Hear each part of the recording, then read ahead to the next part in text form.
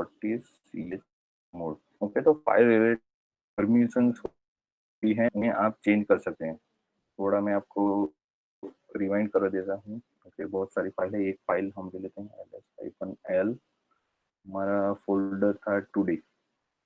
Okay, तो ये जो है ये फर्स्ट बाइट है, तो वो इंडिकेट करता है कि फाइल का टाइप क्या है, रेगुलर फाइल है या फिर डायरेक्टरी है। ओके, यहाँ पे देखिए ये पहला वर्ड डी है, तो ये डायरेक्टरी इंडिकेट कर रहा है।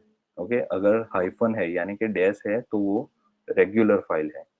फिर ये जो 3 बाइट्स होते हैं वो परमिशन है, आर यानी रीड, डब्ल्यू यानी राइट, और हाइफन है यानी कि यहाँ पे एक्स होता है लेकिन हाइफन है, तो इसका मतलब ये है कि ये पर्टिकुलर यूजर को एग्जीक्यूशन परमिशन नहीं है। ओके, ये जो फाइल है f1.txt उसको वो एग्जीक्यूट नहीं कर सकता।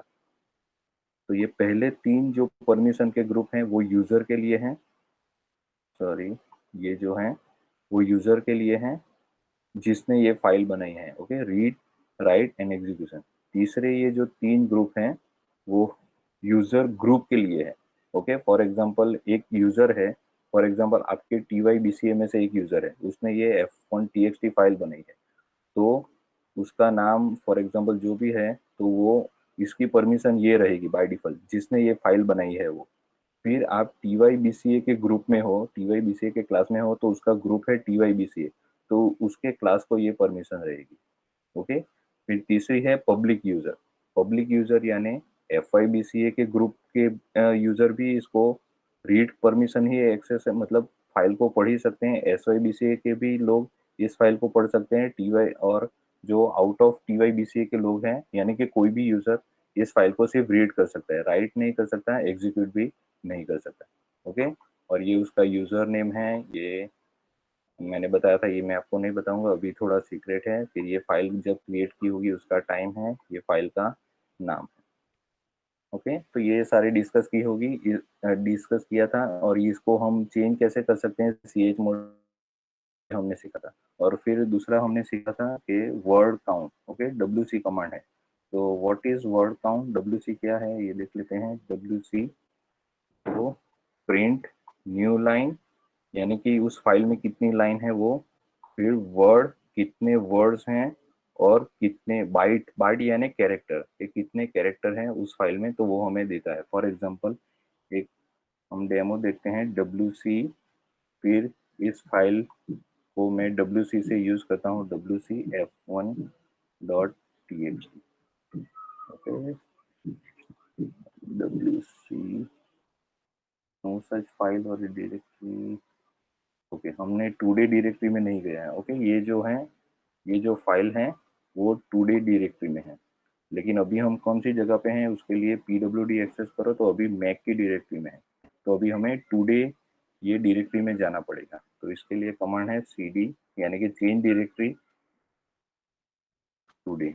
ओके, यहाँ पे ls करो तो ये फाइल दिखेगी। तो अभी हम उस पर WC यानी कि वर्ड काउंट एक्सेस करते हैं f1.txt। ओके, तो ये जो देता है, क्या देता है, इसका आउटपुट हमें अंडरस्टैंड करना हो तो व्हाट इज करके देखते हैं WC। तो ये जो पहला है वो क्या इंडिकेट करता है, न्यू लाइन, यानी कि उस फाइल में कितनी लाइंस हैं। फिर ये जो है वो क्या है, तो नंबर ऑफ वर्ड कितने हैं, और 33, तो ये कितने हैं, नंबर ऑफ कैरेक्टर्स कितने हैं। ओके, और ये फाइल नेम है, तो एक्चुअली हमें फाइल रीड करके देखते हैं कि एक्चुअली उसमें है कि नहीं है। Okay, f1.txt। ओके, तो यहाँ पे 2 लाइन है। ओके, ये 1 और ये second line. Okay, number of words कितने हैं, 6 हैं। ओके, तो 1 2 3 4 5 और 6। ओके, 6 वर्ड है, और number of character is 33। Okay, तो वो मैं गिनने वाला नहीं हूँ, ये मैंने लास्ट लेक्चर में आपको बता दिया था। ओके, और स्पेसिफिकली आपको एक एक इंडिविजुअल आउटपुट चाहिए। ओके, ये पूरा का पूरा कंबाइन नहीं चाहिए।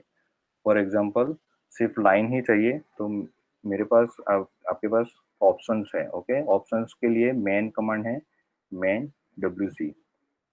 ओके, तो इस तरह से आपको पूरा का पूरा ऑनलाइन हेल्प मिल जाता है। WC क्या करता है, उसका सिनॉप्सिस, मतलब उसको कैसे यूज कर सकते हैं, फिर उसका डिस्क्रिप्शन है, और ये जो हाइफन करके है यानी कि माइनस साइन से है, वो सब उसके ऑप्शंस हैं। ओके, ऑथर किसने बनाया था, एटसेट्रा, ये है। तो सी ऑप्शन है, तो सी से क्या कर सकता हूँ, सिर्फ नंबर ऑफ कैरेक्टर्स कितने हैं मैं उसको काउंट कर सकता हूँ। ओके, एम यानी प्रिंटेबल कैरेक्टर्स कितने हैं वो मैं उसको काउंट कर सकता हूँ। एल यानी कितनी लाइंस है फाइल में वो उसे मैं काउंट कर सकता हूँ। और ये डब्ल्यू है कि कितने वर्ड्स फाइल में, तो वो मैं काउंट कर सकता हूँ। ओके, तो ये ऑनलाइन हेल्प में से मैं बाहर जाता हूँ। बाहर जाने के लिए मुझे क्यू प्रेस करना है। क्यू करता हूँ। अभी डब्ल्यू सी मैं सिर्फ लाइन प्रिंट करता हूँ, तो डब्ल्यू सी हाइफन एल और फाइल का नाम यानी कि f1.txt। ओके, इस फाइल में कितनी लाइन है ये मुझे जानना है, तो ओके, ये number of lines, then it is a file name. Okay, फिर मुझे नंबर ऑफ कैरेक्टर जानना हो तो f1.txt with hyphen C. Okay, W C hyphen W number of characters मुझे जानना हो तो ओके, तो 6, sorry number of words. Okay, तो 6 वर्ड्स हैं। ओके, तो ये सब देखे थे। फिर डायरेक्टरी कमांड्स देख लिए थे हमने। सीडी है, सीडी का डबल डॉट उससे क्या होता है, तो उससे क्या होता है देखो, ये अभी मैं एक बार रिकॉल करा देता हूँ। पीडब्ल्यूडी, तो अभी हम ये टुडे डायरेक्टरी में है। तो अभी पेरेंट डायरेक्टरी में, मतलब टुडे में से मुझे मैक डायरेक्टरी में जाना है, तो मुझे लिखना पड़ेगा एक मिनट, ls-a। तो अभी पेरेंट डायरेक्टरी को कौन सा पॉइंटर पॉइंट कर रहा है, ये वाला। ओके, तो मुझे इस डायरेक्टरी में मैं जाऊंगा तो ऑटोमेटिकली मैं मैक की डायरेक्टरी में आ जाऊंगा, यानी कि ये टुडे की ऊपर की डायरेक्टरी में आ जाऊंगा। किससे, अगर ये मैं लिखता हूँ ये C D dot dot dot, okay, C D dot dot, तो इससे मैं मैक डायरेक्टरी में पहुंच जाता हूँ। ओके, और डॉट लिखता हूँ तो क्या रहता हूँ, वहीं पे ही रहता हूँ, क्योंकि डॉट किसको इंडिकेट करती है, करंट डायरेक्टरी को। ओके, मुझे रूट में जाना है। रूट यानी सबकी जो फाइल डायरेक्टरी का जो रूट होता है। ओके, आपने ट्री स्ट्रक्चर पढ़ा होगा डेटा स्ट्रक्चर में, तो सबसे पहले जो चोटी पे रहता है उसे क्या कहते हैं, रूट। तो इस फाइल सिस्टम में भी रूट है, तो मुझे रूट में जाना होगा। तो ये देखो, ये अभी मैं कहाँ पे हूँ, मैक की होम डायरेक्टरी में हूँ। ओके, ये टिल्ड साइन है। ओके, तो अभी मुझे टॉप पे जाना है, तो टॉप का सिंबल है फॉरवर्ड स्लैश। ओके, तो सी डी रूट, तो ये देखो यहाँ सिंबल चेंज हो गया है। ओके, तो अभी मैं इसका पाथ डिस्प्ले करता हूँ, तो ये देखो मैं एकदम टॉप पे हूँ, कोई भी सब डायरेक्टरी में नहीं हूँ। ओके, तो यहाँ पे मैं ls करता हूँ, तो ये सारी मेन जो फाइल्स हैं ये मिलेगी। और ये कौन सी फाइल है, तो ये मैं ब्राउजर में दिखाता हूँ। तो ये जो कंप्यूटर्स की फाइल है ये सब फाइल्स हैं, ये दिखा रहा है ये सब। ओके, तो बाय डिफॉल्ट हम इसमें नहीं होते। ओके, हमारा यूजर किस में है, मैक यूजर, तो ये होम में, होम में फिर ये मैक। ओके, तो ऐसा नहीं है, यहाँ होम डायरेक्टरी में जितने भी यूजर बनाए होंगे, ओके, फॉर एग्जांपल मैक है, मैक्स है, तो उनकी एक अलग से ही डायरेक्टरी, जितने भी यूजर अकाउंट आपने ऑपरेटिंग सिस्टम में बनाए होंगे तो उनकी यहाँ पे एक डायरेक्टरी बन जाती है। ओके, फिर होम डायरेक्टरी में का होता है, होम होम अलग, तो ये आगे के लेक्चर में बता चुका हूँ।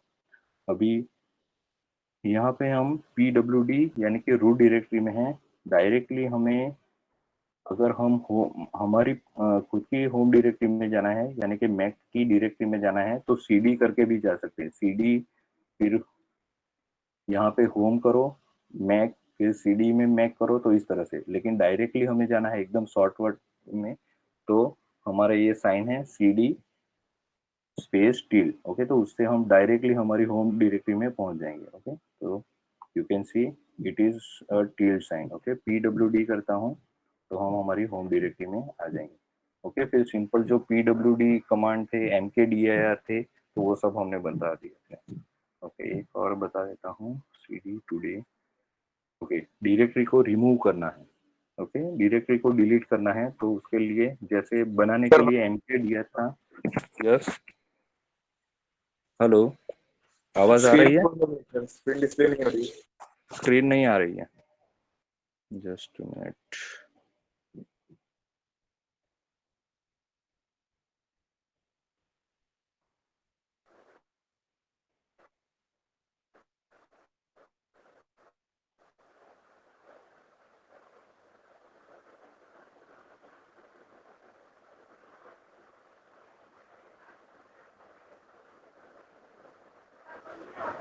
दिख रहा है अभी? हाँ सर, दिख रहा है अभी। अच्छा, ओके। ओके, तो अभी ये हमने लास्ट टाइम पे ये टुडे डायरेक्टरी बनाई थी। ओके, तो अभी उस डायरेक्टरी को डिलीट करना है। कैसे बनाते हैं डायरेक्टरी? तो उसके लिए जो डॉस का कमांड है mkdir। ओके, फिर यहाँ पे डायरेक्टरी का नाम लिखता हूँ मैं। एक डायरेक्टरी बना के दिखाता हूँ। mkdir एस नाम का फोल्डर बनाना है। तो mkdir एस, तो वो देखो ये यहाँ पे बन गया। ओके, अभी मुझे उसको डिलीट करना है, तो उसके लिए सिंपल कमांड है rmdir, यानी कि रिमूव डायरेक्टरी एस करो, तो वो डिलीट हो जाएगा। ओके, फिर टुडे डायरेक्टरी डिलीट करता हूँ, rmdir टुडे। ओके, फाइल बहुत लंबा है, टाइप नहीं करना है, तो 2-3 कैरेक्टर लिख के उसको टैप आप देगा। ओके, एक कैच है, देखो ये एक स्पेशल केस है कि rmdir टुडे, मैंने ये टुडे डायरेक्टरी डिलीट करने की ट्राई की है, लेकिन वो क्या बताया, फेल टू रिमूव टुडे। क्यों? क्योंकि उसका रीजन है डायरेक्टरी नॉट एम्प्टी, यानी कि डायरेक्टरी खाली नहीं है। तो देख लेते हैं क्या है डायरेक्टरी में। तो cd टुडे ls। ओके, तो ये सब फाइल है। हम जनरली ऑपरेटिंग सिस्टम में क्या करते हैं, फाइल फोल्डर को डिलीट करते हैं, तो फोल्डर के अंदर जो भी फाइल्स हों या कोई और अदर फोल्डर्स हों, तो वो ऑटोमेटिकली डिलीट हो जाते हैं। लेकिन इस केस में नहीं होगा, क्योंकि यूनिक्स और लिनक्स के जो सेल है, तो ये स्पेसिफिकली सिक्योरिटी पर्पज से डिजाइन हुए हैं। ओके, तो अंदर किसी भी फोल्डर में या डायरेक्टरी में अंदर कोई फाइल है, तो वो आपको डिलीट करने की परमिशन बाय डिफॉल्ट नहीं देगी। ओके, लेकिन तो भी मुझे इसको डिलीट करना है, इस फोल्डर को, तो कैसे करूंगा? तो उसके लिए rm कमांड था। जनरली rm हम किसके लिए यूज करते हैं? फाइल को डिलीट करने के लिए। ओके, फॉर एग्जांपल एक फाइल मैं आपको डिलीट करके बताता हूँ। मुझे f फाइल डिलीट करनी है, f4.txt। ओके, तो ये फाइल डिलीट हो गई, देखो ls फाइल डिलीट हो गई। अभी मैं उसकी पेरेंट डायरेक्टरी में चला जाता हूँ, pwd। अभी मुझे ये टू डिलीट करना है। ओके, टुडे की जो फोल्डर है वो मुझे डिलीट करना है, तो उसके लिए मैं जो फाइल है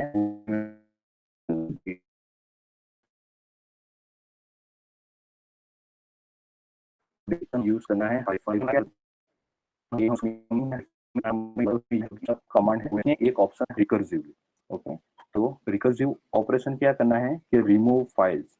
ओके, तो टुडे फोल्डर के अंदर जितनी भी फाइल्स हैं उन्हें रिकर्सिवली, यानी कि अगर कोई भी सब डायरेक्टरी है टुडे फोल्डर के अंदर और उसके अंदर कुछ और फाइल्स हैं या तो सब डायरेक्टरी है, तो उसको रिकर्सिवली डिलीट करो। ओके, यानी कि वन बाय वन सभी फोल्डर की फाइल्स डिलीट करो, टुडे के अंदर भी जितनी फाइल्स हैं उनको डिलीट करो, और लास्ट में टुडे को भी डिलीट कर दो। ओके, तो ये इसका मतलब है। तो अगर कोई फोल्डर को आप डिलीट करना चाह रहे हो और वो डिलीट RMDI से नहीं होगा। ओके, यहाँ पे देखो एस हमने बनाया था सिर्फ ऐसे ही। ओके, लेकिन एस में कोई फाइल्स नहीं थी, तो वो डिलीट हो गया था। लेकिन अगर कोई फोल्डर में फाइल्स या फिर और कोई डायरेक्टरी है उसको डिलीट करना हो, तो आपको जो rm कमांड है जो फाइल डिलीट के लिए यूज होता है, वो आपको यूज करना पड़ेगा विथ -r, यानी कि रिकर्सिव ऑप्शन। तो उससे मैं अप्लाई करता हूँ। Okay, then it is remove. Okay, ls करता हूँ, तो यहाँ पे कभी कहीं पे भी देखो टुडे डायरेक्टरी नहीं है। ओके, तो पहला लेसन आज का ये है कि अगर आपको फोल्डर्स जो डिलीट करना फाइल है, तो उसके साथ rm-r। ओके, कोई सिचुएशन में, फॉर एग्जांपल आप सिस्टम की फाइल्स जो डिलीट कर रहे हो, मतलब आपने कुछ एग्जीक्यूटेबल फाइल्स इंस्टॉल की है और उसका फोल्डर आप डिलीट करना जा रहे हैं -r से, और है वो फाइल्स हैं, तो उसको आप डिलीट करना चाहोगे तो वो नहीं होगा, क्योंकि उसकी बहुत सारी सर्विसेज रनिंग होती है। तो उसको भी डिलीट करना हो तो RF या फिर जो भी आपका है ओरेकल, इस तरह से लिखो। तो R का मतलब तो क्या है, रिकर्सिवली सारी फोल्डर की files one by one delete करेगा। और का मतलब क्या है, फोर्सफुली। ओके, तो फोर्सफुली मतलब क्या कि जितनी भी उसकी सर्विसेज चल रही है, तो वो स्टॉप करके फिर उसको डिलीट करेगा। ओके, तो ये ओरेकल में ये जनरली मतलब ओरेकल मतलब जिसको भी आपको डिलीट करना है उसकी सर्विसेज चल रही है या उसकी सर्विसेज दूसरी सर्विसेज को ऑपरेट कर रही है, तो वहां पे एफ कमांड यूज होता है। ओके, ओके, तो नेक्स्ट हम देखते हैं। अभी सेल स्क्रिप्ट तो हमने यहाँ पे मैं कंफ्यूज होता हूँ, ओरेकल में भी क्लियर स्क्रीन करने में और यूनिक्स में भी। ओके, तो दूसरा चैप्टर 3 का जो डेमो है, ओके, सेल प्रोग्रामिंग कैसे किया जाता है उसका मैं डेमो दे देता हूँ। मतलब सेल अभी हम स्टार्ट नहीं करें, लेकिन वो कैसे सेल स्क्रिप्टिंग कैसे होती है तो उसका वो मैं बता देता हूँ। वैसे भी आप टीवाई में हो तो सारे प्रोग्रामिंग कंसेप्ट आपको मालूम है। ओके, लूपिंग इफ कैसे होता है। तो अभी एक्चुअली जो कमांड हम पढ़ रहे हैं, ओके, व्हाट इज सीपी, ये सीपी कमांड को हमने स्क्रिप्टिंग में यानी कि प्रोग्राम में कैसे यूज करना है। ये एलएस कमांड है, तो एलएस ये सब स्क्रिप्टिंग में कैसे यूज करने वाले हैं तो उसका हम एक सिंपल डेमो देख लेते हैं। ओके, तो आज एक फिर से एक डायरेक्टरी बना देते हैं mkdir टुडे। ओके, एक फोल्डर मैंने बना दी, यहाँ पे आपको दिखाई दे रहा टुडे फोल्डर। ओके, तो जो मैंने बताया है, मैं बोलता रहता हूँ कि यूनिक या से इंडस्ट्री में जाओगे तो यहाँ पे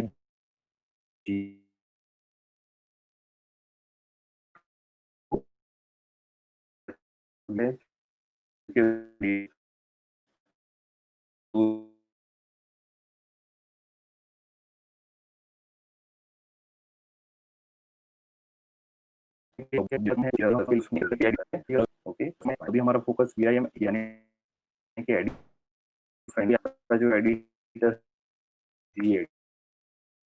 ऐसे नहीं है तो लिखते हैं, वो मैं आपको उसको डेमो देता हूँ। ओके, हम सिंपल स्क्रिप्ट बनाए ग्रीट डॉट एसेज, मतलब आपको ग्रीट करना है आपको टाइम के हिस्सों के जो हमें कहते हैं। सुबह हम मिलते हैं तो कैसे ग्रीट करें, गुड मॉर्निंग, फिर गुड आफ्टरनून, दोपहर को मिलते हैं, शाम को मिलते हैं तो गुड इवनिंग। ओके, तो इस तरह से यहाँ पे आपको क्या करना है, यहाँ पे जो भी एडिटर आपको यूज करना है, ओके, सब लाइम है तो सब एल भी लिख सकते हो, विजुअल स्टूडियो कोड यूज कर सकते हो, इमेक्स है, वीआईएम है, बहुत सारे, मतलब इन शॉर्ट जो भी एडिटर आपको प्रोग्रामिंग के लिए यूज करना है तो यहाँ पे उसका शॉर्टकट लिखो और स्पेस देके जो भी फाइल आप बनाना चाह रहे हो, ओके, सेल स्क्रिप्टिंग यानी ऑपरेटिंग सिस्टम उसे डायरेक्टली एग्जीक्यूट कर सकता है। ओके, तो उसका फाइल नेम और सेल स्क्रिप्ट का एक्सटेंशन रहेगा डॉट एस एच। ओके, ये याद रखो, डॉट एस एच रहेगा, डॉट रन रहेगा। ये देखो यहाँ पे जो जेम का इंस्टॉलर था तो इसकी ये एग्जीक्यूटेबल फाइल है, यहाँ इसका एक्सटेंशन डॉट रन है। ओके, तो डॉट रन कब होती है, जब ये एस एच फाइल को हम डिप्लॉय कर देते हैं, यानी कि ऑपरेटिंग सिस्टम से कंपाइल कर देते हैं तो ऑपरेटिंग सिस्टम उसे रन फाइल में कन्वर्ट कर देता है। ओके, तो प्रीलिमिनरी हमारा जो एक्सटेंशन रहेगा वो डॉट एस एच रहेगा। ओके, देन प्रेस एंटर तो वो एडिटर ओपन कर दे देगा। ओके, तो एक कमांड हमें सबको मालूम है, date command. Okay, date command क्या करता है, एक मिनट में आपको फिर से बता देता हूँ। डेट का हमें, क्योंकि हमें ग्रीट करना है, okay, good morning, good afternoon, तो हमारे पास दो कमांड हैं, डेट है और कैलेंडर। ओके, कैलेंडर से तो क्या होगा कि वो इस महीने का कैलेंडर देगा। ओके, तो इसकी जरूरत नहीं है, लेकिन हमें क्या है, डेट की जरूरत है, क्योंकि डेट से हमें आवर मिल जाता है। तो उसके बेस पे हम काउंट कर सकते हैं कि भाई डेट में, मतलब इसको हम फैच करेंगे, ये आवर है, ये मिनट है और ये सेकंड है और ये आईएसटी यानी इंडियन स्टैंडर्ड टाइम जोन है। तो इसको फैच करना है हमें, एक वेरिएबल में स्टोर करना है और उस पर कंडीशन अप्लाई करनी है कि इफ ये जो टाइम है वो 0 से 12 के बीच में है तो आपको प्रिंट करना है गुड मॉर्निंग, अगर 12 से 5 या 6 के बीच में है तो good afternoon, what ever. Okay, तो ये करना है, लेकिन ये डेट का देखो, ये आउटपुट कितना है, इतना बड़ा आ रहा है। ओके, ये आज कौन सा वार है, कौन सा महीना, ये आ रहा है, तो हमारे पास उसके ऑप्शन है।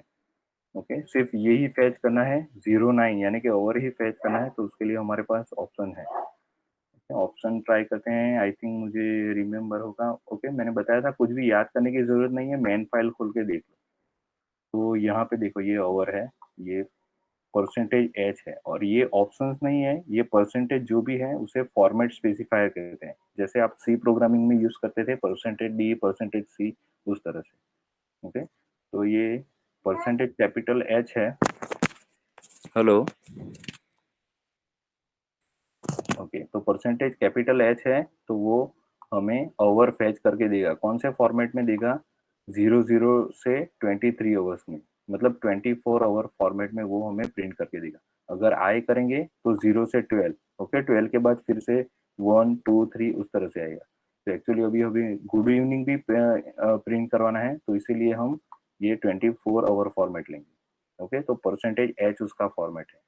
तो थोड़ा क्विट करके हम उसका आउटपुट पहले देख लेते हैं। डेट फॉर्मेट स्पेसिफायर है तो इसलिए प्लस लिखना पड़ेगा, नहीं तो ऑप्शन होगा तो हम हाइफन यूज करते हैं, यानी कि माइनस या डैश वॉट एवर जो भी, प्लस %h। ओके, तो ये देखो, ये हमें ओवर दे रहा है इसमें से। ओके, तो अभी उसको ओवर को हम ये फैच कर दिया है, तो उसको हम एक वेरिएबल में स्टोर करेंगे। ओके, फिर से वो प्रोग्रामिंग एडिटर में ओपन करता हूँ। फाइल का नाम दिया है मैंने greet.sh। ओके, तो डेट प्लस %h। ओके, अभी इसको मुझे एक वेरिएबल में स्टोर करना है। फॉर एग्जांपल एक वेरिएबल ले देता हूँ ओवर। ओके, ये सेल स्क्रिप्टिंग है। सेल जो है यानी कि ये जो टर्मिनल है वो इंटरप्रीटर है। ओके, ये कंपाइलर नहीं है, ये इंटरप्रीटर है। तो कंपाइलर नहीं है तो इसीलिए कोई भी वेरिएबल की डेटा टाइप नहीं है। ओके, पीएचपी भी आप पढ़ रहे होंगे, तो पीएचपी भी इंटरप्रेटेड लैंग्वेज है, तो उसमें डेटा टाइप नहीं रहती है, क्योंकि सारी data type, okay, numerical character, numerical data हो या कैरेक्टर डेटा हो, तो वो सारी डेटा टाइप को एज अ स्ट्रिंग कंसिडर करता है। Okay, interpreter. तो इसीलिए यहाँ पे भी हमने कोई डेटा टाइप स्पेसिफाई नहीं की है। ओके, अभी over is equal to date, यानी इसका जो भी आउटपुट होगा वो असाइन हो जाएगा ओवर में। ओके, और यहाँ पे एक आपको थोड़ा ध्यान देना है कि आप यूनिक्स के जो भी कमांड लिखते हो, तो यहाँ पे आपको उसे एग्जीक्यूट करवाने के लिए ये जो टॉप लेफ्ट कॉर्नर पे आपकी एक साइन होगी, टिल्ड साइन। ओके, इस तरह से मेरे कीबोर्ड में वन जो की है, न्यूमेरिकल की वन है, उसके लेफ्ट हैंड साइड पे है। ओके, तो ये टिल्ड साइन आपको यूनिक्स के कोई भी कमांड अगर सेल स्क्रिप्टिंग में यूज करना हो प्रोग्रामिंग में, तो इस तरह से आपको लिखना पड़ेगा। ओके, तो इससे क्या होगा कि इससे इंटरप्रेटर को पता चलेगा कि ये सेल स्क्रिप्ट के कीवर्ड नहीं है, लेकिन यूनिक्स के कमांड है। ओके, तो उसको क्या करेगा, सबसे पहले एग्जीक्यूट करेगा और उसका जो आउटपुट होगा वो फिर ओवर में असाइन करेगा। ओके, तो ये थोड़ा ध्यान रखना है। दूसरा हम करते हैं, पहले जो आउटपुट हमें डिस्प्ले हो रहा है कि नहीं हो रहा है वो देख लेते हैं सबसे पहले। तो करंट ओवर, यहाँ पे हम ओवर, जैसे पीएचपी में है एको, वैसे ही यहाँ पे भी एको हम यूज कर सकते हैं। प्रिंटफ भी यूज कर सकते हैं, लेकिन हम एको ही यूज करेंगे। Okay, echo similar to C programming in printf. Okay, printf जैसा था सी प्रोग्रामिंग में, वैसे ही यहाँ पे एको कमांड है। तो एको क्या करेगा, डबल कोट्स में जो भी मैसेज आपने प्रिंट किया है वो करेगा, और यहाँ पे जो भी वेरिएबल है उसकी वैल्यू यहाँ पे प्रिंट करेगा। यहाँ पे देखो कोई भी कॉन्केटिनेशन ऑपरेटर यूज नहीं होगा। ओके, जैसे पीएचपी में आप डॉट यूज कर सकते हो। Okay, print sorry C programming में प्रिंटिंग के बाद कॉमा यूज कर सकते हो। फिर सी प्लस प्लस में ऐसे यूज कर सकते थे, फिर जावा में प्लस साइन यूज कर सकते। तो यहाँ पे ऐसा कोई कॉन्केटिनेशन ऑपरेटर नहीं है। ओके, और दूसरी बात ये ध्यान रखनी है कि जब भी कोई भी वैल्यू, ओके, कोई भी वैल्यू 0 हो 1 हो वॉट एवर, जो भी वैल्यू वेरिएबल को असाइन करते हो, तो वहां पे आपको डॉलर साइन नहीं लिखना है। ओके, जब भी वैल्यू बाहर से देते हो, यानी कि कीबोर्ड से देते हो, या फिर यहाँ पे जैसे किया है असाइन करते हो, इनिशियलाइजेशन करते हो, तो वहां पे हमें वेरिएबल के आगे डॉलर नहीं लिखना है। डॉलर हम कब लिखते हैं, जब उस पे कुछ, ओके, वेरिएबल की वैल्यू फैच करवानी हो। फैच करवानी हो यानी कि डिस्प्ले करवानी हो, या तो फिर उस पे कुछ कैलकुलेशन करवानी हो, तभी हम डॉलर लिखेंगे। जब भी कीबोर्ड से यानी कि यूजर के पास से वैल्यू लेते हो, इनिशियलाइजेशन करवाते हो, या कुछ वैल्यू देते हो इनिशियली इक्वल साइन में, तो वहां पे हम डॉलर नहीं लिखते। ओके, तो इसको सेव कर लेते हैं, रन करते हैं। रन करने के लिए कमांड है sh। Okay, shell command, sh command, फिर आपको उसका पूरा फाइल नेम लिखना है ग्रीट। ओके, ये sh है वो सेल इंटरप्रीटर है, और ये ग्रीट हमारा फाइल नेम है। तो उसको हम एग्जीक्यूट करेंगे। ओके, ये दिखाई दे रहा है करंट आवर, और ये 09, अभी कौन सा आवर चल रहा है वो हमें दिखाई देगा। ओके, मैंने मिनट फेच नहीं किया तो अभी जो कौन सा आवर चल रहा है वही बताएगा। ओके, तो नाउ अभी फिर से मुझे यही फाइल ओपन करनी है, क्योंकि अभी मुझे वो जो एक्चुअली टास्क है ग्रीट करने का, तो वो हम करेंगे। ओके, तो इफ कंडीशन सबको मालूम है, सेम है, सिर्फ सिंटेक्स अलग होती है, बाकी एग्जीक्यूशन फ्लो सबका एक ही तरह का होता है। इफ हेलो अभी हम यस सर, जैसे इको की जगह मैं प्रिंटफ लिख रहा हूँ तो डॉलर की जगह मुझे एम्परसेंड लिखना पड़ेगा। हाँ, वो लिखना पड़ेगा। अच्छा। प्रिंटफ है ना, जनरली हम यूनिक्स में ऑक कमांड यूज करेंगे ने, वहां जरूरी है। जो सब प्रोग्राम होते हैं, छोटे छोटे प्रोग्राम, वहां पे यूज करना है। Okay sir, okay okay, sir. Generally इसीलिए हम एको ही यूज करेंगे। ओके, तो अभी यहाँ पे देखो, अभी मुझे ये यहाँ पे क्या करना है, आवर की वैल्यू स्पेसिफाई करनी है कंडीशन में। ओके, यानी आवर ये जो वेरिएबल है उसकी वैल्यू मुझे यहाँ पे कंडीशन में फैच करवानी है। तो फैच करवानी है तो इसके लिए मैं यहाँ पे डॉलर साइन लिखूंगा। ओके, क्योंकि यहाँ पे मैं कोई वैल्यू स्टोर नहीं कर रहा हूँ, ओवर में जो भी वैल्यू है उसे मैं फैच कर रहा हूँ, यहाँ कंडीशन में मुझे लानी है, तो इसीलिए मैं यहाँ पे डॉलर लिखूंगा। ओके, डॉलर ग्रेटर देन और इक्वल टू 0 और sorry and dollar over is then 12। तो उसकी सिंटेक्स थोड़ा ध्यान रखना, इस तरह से है। ओके, देन आपको नीचे लिखना है, यहाँ पे नहीं लिखना है। ओके, देन एको गुड मॉर्निंग। ओके, और यहाँ पे आपको एक और दूसरी बात ध्यान रखनी है, जब भी जहाँ पे भी इफ कंडीशन स्टेटमेंट फिनिश हो रहा हो तो यहाँ पे आपको उसका उल्टा लिख देना है। यहाँ पे देखो इफ है तो इफ स्टेटमेंट यहाँ पे खत्म होता है, तो आपको यहाँ पे एफ आई लिखना है। ओके, तो यहाँ पे ये कंपाइलर लैंग्वेज नहीं है, और यहाँ पे ये यूनिक्स जो सेल स्क्रिप्टिंग है वो केस सेंसिटिव है। ओके, यानी डबल सॉरी कैपिटल और स्मॉल लेटर में फर्क है। यहाँ पे कोई फर्क नहीं है, डबल कोट्स में लिखोगे तो कोई फर्क नहीं, लेकिन अगर आप प्रोग्रामिंग में यूज करे हो कैपिटल और स्मॉल तो उसमें फर्क है। ओके, कोई भी जगह पे सेमी कॉलम नहीं है। ओके, और यहाँ पे भी मैंने एक मिस्टेक की है, वो बताता हूँ, क्योंकि इसमें सिर्फ इसमें ही एक नई बात है, तो वो मैं आपको थोड़ा बता दूंगा, क्योंकि मैं एरर बताऊंगा तो ही आपको याद रहेगा। ओके, तो ये हो गया है इफ स्टेटमेंट। यहाँ पे जिस भी वैल्यू को हमें कंडीशन में चेक करना है वो लिखा है, और इसे हमें प्रिंट करना है गुड मॉर्निंग। अभी सिर्फ गुड मॉर्निंग का। ओके, सभी बहुत स्टूडेंट ये थोड़ी मतलब मिस्टेक तो नहीं, अप्रोच गलत है कि पूरा का पूरा प्रोग्राम पहले एक बार लिख लेते हो, फिर एट अ टाइम फिर रन करते हो। Okay, it's a big bang approach. आपने सॉफ्टवेयर इंजीनियरिंग में पढ़ा होगा कि पूरा का पूरा मतलब सॉफ्टवेयर एक जगह एक साथ डिलीवर होता है, तो अब पता नहीं चलता कि कौन सी फंक्शनलिटी कैसे एक्सेस करनी है, किस तरह से यूज करना है। ओके, तो उसी तरह होता है कि पहले जो भी कंडीशन हमने जो प्रोग्राम है, पहले हमने क्या किया, इसका आउटपुट आ रहा है कि नहीं आ रहा है वो हमने देख लिया। ओके, फिर जो कंडीशन गुड मॉर्निंग लिखना है, गुड आफ्टरनून लिखना है, गुड इवनिंग लिखना है, फिर इनवैलिड चॉइस ये भी लिखना है, लेकिन पहले इसको ये चेक करो कि इतना एग्जीक्यूट हो रहा है कि नहीं हो रहा है। ओके, फिर उसके बाद लिखो, स्टेप बाय स्टेप में प्रोग्रामिंग करो। ओके, तो ये सही अप्रोच है, ये बेस्ट प्रैक्टिसेस है, इंडस्ट्री में यही चलता है। ऐसा नहीं है कि पूरा का पूरा आपने लिख लिया फिर वो चेक करेगा, ऐसा नहीं। ओके, तो सेव करो, और इसे मैं रन करता हूँ। रन करने के लिए सेल इंटरप्रीटर का नाम लिखता हूँ एस एच, फिर ग्रीट। ओके, और ग्रीट एस एच यहाँ पे है C H not found. Okay, तो यहाँ पे क्या प्रॉब्लम है वो मैं बताता हूँ।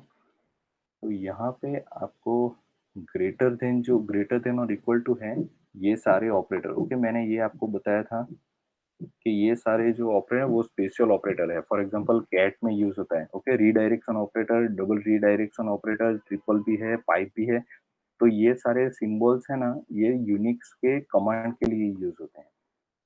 तो अगर हमें प्रोग्रामिंग में ग्रेटर देन, लेस देन और इक्वल टू यूज करना है, तो उसके लिए हमें ये लिखना पड़ेगा। ओके, ये क्या है, ये कौन सा सिंबल है? फॉर एग्जांपल ये है ग्रेटर देन। ओके, तो इसका हमें यूनिक्स में यूज करना है ये सिंबल। तो उसके ये देखो, इसका इनिशियल यूज करना है जी और टी। ओके, तो यूनिक्स में ये ऑपरेटर बन जाएगा, हाइफन करके लिखना है, हाइफन gt। ओके, तो इसका मतलब क्या होता है, ग्रेटर देन।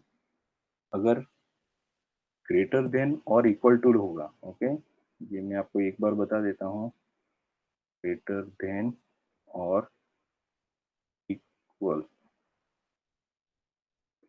ओके, तो यहाँ पे ग्रेटर देन का जी लेंगे और इक्वल का ई।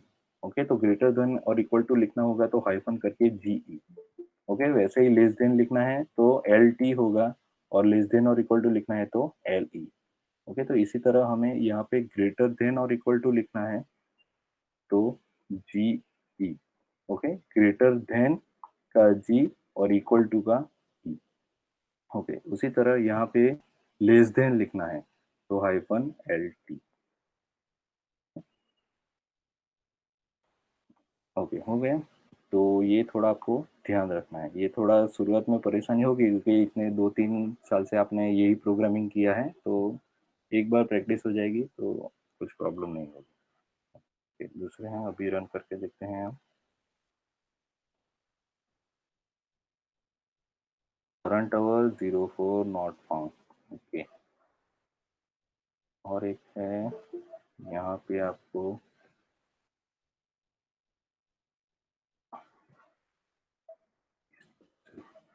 ओके, अभी भी मिसिंग आ रहा है यहाँ प्रॉब्लम। करंट आवर, 1 मिनट में पहले सिर्फ इतना एग्जीक्यूट करके देखता हूँ। इफ ओवर ग्रेटर देन 0 तो okay okay okay, click not found. चलो ठीक है, बता ही देता हूँ इसका सॉल्यूशन। देखो, इस तरह से लिखना है आपको, जितने भी कंडीशन हो इफ कंडीशन में, तो उसको अलग स्क्वायर ब्रैकेट में लिखना है। ओके, इससे मैं एरर नहीं है इसलिए बता रहा हूँ क्योंकि आपको याद रहे, क्योंकि इस तरह से आप याद रख पाएंगे कि हाँ सर ने यहाँ पे मिस्टेक किया था, सर को इतना भी नहीं आता, तो कम से कम इतना तो याद रख पाओगे। क्योंकि हर बार हम नॉर्मल फ्लो में बता दे तो किसी को याद नहीं रहता, लेकिन सर को नहीं आता था तो हाँ सर को इतना भी नहीं आता। ओके, तो डॉलर और यहाँ पे एल टी 0। ओके, तो ये यहाँ पे जो दो कंडीशन है तो उसके लिए आपको यहाँ पे सेपरेटली स्क्वायर ब्रैकेट में लिखना पड़ेगा। ओके, यहाँ पे पेरेंथेसिस नहीं है लेकिन स्क्वायर ब्रैकेट। ओके, हाँ, मैसेज करंट आवर ये एग्जीक्यूट नहीं हुआ, क्यों नहीं हुआ देखते हैं। कंडीशन में ग्रेटर देन और equal to 0 and hour less than equal to 0 नहीं, लेकिन 12। सेव किया, रन किया, ये मैसेज आ गया, गुड मॉर्निंग। ओके, तो इस तरह से हमें, देखो ये मतलब बताने का इरादा इतना है कि ये जो कमांड हम सीख रहे हैं उनको कैसे वेरियस तरीके से हमें यहाँ पे यूज करना होगा।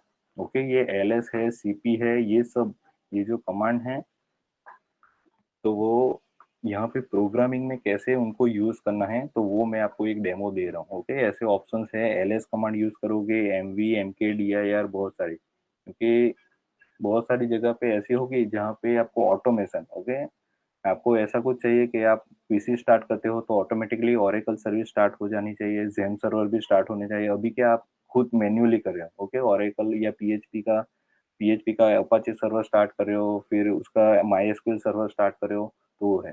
तो सेल स्क्रिप्टिंग से आप बहुत सारे टास्क ऑटोमेशन में रख सकते हो, वो भी टाइम ड्यूरेशन में, कि भाई मुझे ये जो 10 से 12 के बीच में है वो पीएचपी का सर्वर बंद रहना चाहिए, 1 से 5 बजे तक का ही उसे मतलब ट्रांजैक्शन होना चाहिए, पीएचपी सर्वर स्टार्ट होना चाहिए।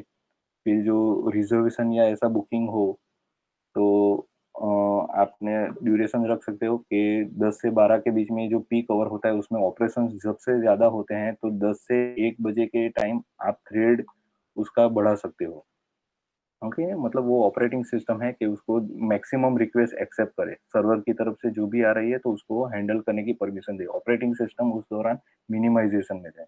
ओके, तो ये बहुत सारी यूटिलिटीज जो ऑटोमेशन आपको बनाना है तो ये सेल स्क्रिप्ट आपको हेल्प करती है। ओके, क्योंकि वो टाइम ड्यूरेशन में वो आपको कंट्रोल देती है कि आप जिस जिस भी वक्त चाहो वो ऑटोमेटिकली एग्जीक्यूट हो जाएगी।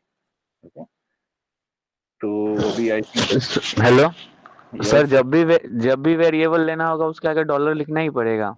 मैंने बताया कि जब भी वेरिएबल को एग्जीक्यूट करना हो, यहाँ पे देखो ये वेरिएबल मैंने एग्जीक्यूट किया है, मतलब इसमें जो वैल्यू है वो मुझे फैच करवानी है, मतलब उसमें से निकालनी है। क्यों निकालनी है? क्योंकि मुझे यहाँ उसके साथ कंपेयर करना है रिलेशनल ऑपरेटर के साथ। अभी जब मैं उसके अंदर वैल्यू डालूंगा ना, मतलब सेट करता हूँ, तभी मुझे डॉलर साइन यूज नहीं करना है। ओके, फॉर एग्जाम्पल यहाँ पे देखो मैं दूसरा ले रहा हूँ value, value A is equal to 0, okay, B is equal to 0। तो यहाँ पे मैंने कहीं पे भी डॉलर साइन यूज नहीं किया है, लेकिन अभी मुझे उसकी वैल्यू प्रिंट करवानी हो। फॉर एग्जाम्पल यहाँ पे देखो मैं उसकी वैल्यू प्रिंट करवा के देता हूँ, एको value of A is equal to dollar A. Okay, तो यहाँ पे मुझे डॉलर लेना पड़ेगा। क्यों? क्योंकि उसके अंदर जो भी वैल्यू है ये 0 है, वो मुझे यहाँ पे एग्जीक्यूट करवानी है। तो ये यहाँ पे देखते हैं, तो ये देखो ये ए इज इक्वल टू 0। ओके, दूसरा एक देखो, यहाँ पे मुझे उसका फॉर एग्जांपल एडिशन करना है। ओके, तो एडिशन करना है तो भी ये आपको मैं आपको दूंगा। अभी एडिशन करने के लिए ये सिंपल ऐसे नहीं है, ओके, कि B is equal to A plus B, ऐसा नहीं लिखना है। ओके, उसके लिए पूरा एक EXPL लिखना पड़ता है, लेकिन वो अभी नहीं बताऊंगा क्योंकि बहुत डिफिकल्ट हो जाएगा। ओके, क्योंकि इसमें थोड़ा बहुत सारा चेंज है। तो अभी आज के लेक्चर का इतना समझो सिर्फ कि अगर आपको वैल्यू सेट करनी है या तो वैल्यू डालनी है वेरिएबल में, तो वहां पे डॉलर साइन यूज नहीं करना है। सिर्फ जहां पे भी आपको यूज करना हो, एक्सेस करना हो या कैलकुलेशन में यूज करना हो, तो ही डॉलर वैल्यू एग्जीक्यूट हो। इसका एक कंसेप्ट सीख लो कि जब भी वैल्यू हम डालते हैं यानी सेट करते हैं तब नहीं डालना है। ये डॉलर से क्या होता है, डॉलर से ये ए जो है, ए वो मेमोरी में रैम में कहाँ पे स्टोर है वो ढूंढता है, और डॉलर से क्या करता है, ये अगर मिल जाए तो उसकी वैल्यू प्रोग्राम में लाके देता है। ओके, ऑपरेशन करने के लिए या तो फिर डिस्प्ले होने के लिए। लेकिन यहाँ पे क्या है, यहाँ पे हमें रैम में जाके ये अवर कहाँ पे है ये ढूंढना नहीं पड़ता है, क्योंकि अभी ही हमने वेरिएबल बनाया है, तो डायरेक्टली वैल्यू डाल रहे हैं, फिर वो जहाँ पे भी सेव होगा वो हमें पता नहीं है। ओके, फॉर एग्जाम्पल अभी रियल वर्ल्ड एग्जाम्पल क्या है उसका, फॉर एग्जाम्पल आप कहीं पे हो, okay, for example railway station जा रहे हो, रेलवे स्टेशन पे बहुत लंबी लाइन है, तो आपके साथ जो भी रिलेटिव्स होंगे उनको क्या कहेंगे कि हाँ यहीं पे कहीं पे बैठ जाओ, मैं टिकट लेके आता हूँ। तो टिकट लेके आते हो तो फिर आपको क्या करना पड़ता है, उसको उन लोगों को ढूंढना पड़ता है कि वो कहाँ पे बैठे हुए हैं। ओके, तो जब भी हम उनको देते हैं कि आप कहीं पे बैठ जाओ जहाँ पे जगह हो, तो वो वहाँ पे हम वैल्यू उनको देते नहीं है कि यहाँ पे बैठ जाओ। ओके, हम टिकट लेके आते हैं फिर उनको ढूंढते हैं कि कहाँ पे बैठे हैं। तो इस तरह का है। तो डॉलर साइन का मतलब क्या है कि वो ये नाम का जो भी वेरिएबल रैम में कहाँ स्टोर है वो उसे ढूंढता है, और डॉलर साइन का मतलब क्या है, वहां से वो वैल्यू फैच करके लाके देता है। तो ये इसका मीनिंग है। यहाँ पे कुछ वैल्यू उसे रैम में ढूंढने की जरूरत नहीं है, क्योंकि हम जितने भी वैल्यू वेरिएबल बनाएंगे तो उसी टाइम पे अगर वैल्यू डालते हैं तो वो वैल्यू के साथ जाके वो रैम में स्टोर होगा। ओके, तो तभी उसकी चिंता नहीं है कि वो रैम में कहाँ पे स्टोर होगा। ओके, तो ये कंसेप्ट है बेसिकली। हेलो यस, सर, मैंने प्रोग्राम एग्जीक्यूट किया, उसमें अनएक्सपेक्टेड ऑपरेटर करके एरर आ रहा है। कहाँ पे ये प्रोग्राम एग्जीक्यूट किया है? यस। तो अभी मैं, ये तो मेरा तो एग्जीक्यूट हो गया है, देख लो आपने कुछ किया होगा तो। 1 मिनट में प्रेजेंट 1 मिनट आप में थोड़ा, वीडियो चालू था 1 मिनट से। हाँ लेकिन वो बाद में करना, क्योंकि मेरे पास लेक्चर अभी मुझे दूसरे कमांड भी चलाने हैं। आपकी जो क्वेरी है ना वो मुझे व्हाट्सएप किया करो या फिर अलग से फोन करके सॉल्व कर दो। अभी चालू लेक्चर में मैं टाइम नहीं मिलता है, लेक्चर भी कम है। ओके, मैं आपको मना नहीं कर रहा हूँ, लेकिन अलग से थोड़ा टाइम निकाल के किया करो, है ना। Just minute. ओके, 9:50 हो चुके हैं और अभी हमारे देखो वॉट एवर, चलो अभी 2-3 कमांड थे, लेकिन उसके लिए थोड़ा बहुत अटेंशन चाहिए, तो अभी हम नेक्स्ट लेक्चर में कवर करेंगे। दूसरा एक ट्रिक बता देता हूँ कि हमारा कोई भी ऑपरेटिंग सिस्टम, आई थिंक किसी को याद हो तो सी प्रोग्रामिंग जब भी आप लिखते थे तो लास्ट में रिटर्न स्टेटमेंट लिखते थे। ओके, तो रिटर्न ऑपरेटिंग सिस्टम कोई भी प्रोसेस स्टार्ट करता है तो वो टर्मिनेट करता है। वो ऑपरेटिंग सिस्टम में हमने देखा कि कोई भी प्रोसेस होती है तो वो टर्मिनेट तो होती ही है। ओके, तो टर्मिनेशन नॉर्मली भी हो सकता है या फिर एरर एग्जिट भी हो सकता है, यानी कि अब नॉर्मली हो या अचानक सिस्टम बंद हो जाए, रीस्टार्ट हो जाए, तो वो एब नॉर्मल टर्मिनेशन है प्रोसेस का। तो ऑपरेटिंग सिस्टम को कैसे पता चलेगा कि वो जो प्रोसेस बंद हुई है वो नॉर्मल एग्जिट हुई है या एब नॉर्मल एग्जिट हुई है? ओके, हाँ तो मम्मी।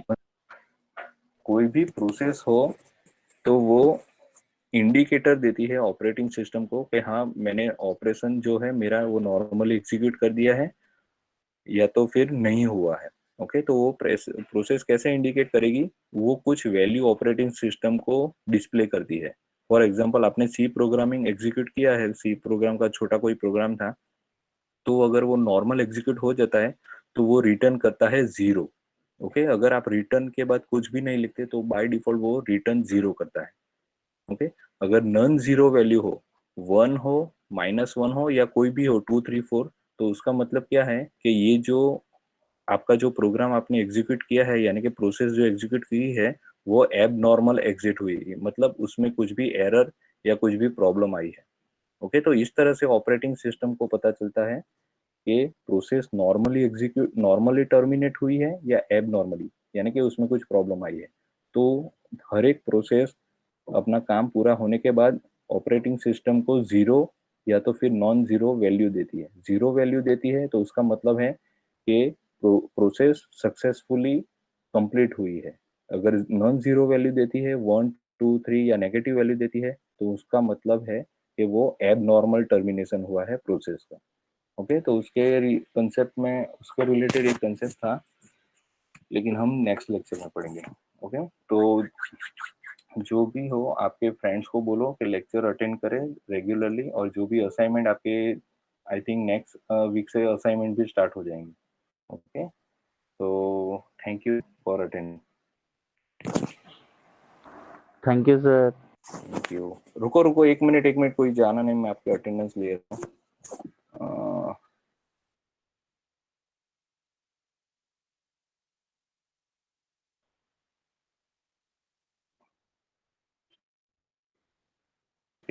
थैंक